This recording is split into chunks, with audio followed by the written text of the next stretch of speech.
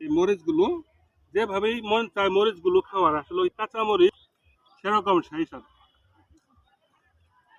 সেই স্বাদ। আসসালামু আলাইকুম। এই হচ্ছে কাকতারুয়া, মানে কাকতারুয়া। ভাবেন না যে এখানে এটা দিলে কাক জায়গা, কাক আসতেও পারে, পাখিরা আসে এখানে বসতেও পারে।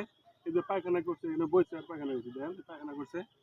কিন্তু অনেকেই মনে করে কাকতারুয়া এগুলো দিলে মানে কোনো, এই যে আদি আছে না, আদি মানুষ, পুরানা মানুষগুলো, প্রবীণ মানুষ, ওনারা মনে করতো এই কাকতারুয়া খেতে দিলে মানে কোনো নজর, মানে কোনো ক্ষতি মানুষের অনিষ্ট হয় না, ক্ষতি করে না, এই জন্য এগুলো দেওয়া, মানে নজর যাতে না লাগে এই জন্য কাকতারুয়া দিচ্ছে।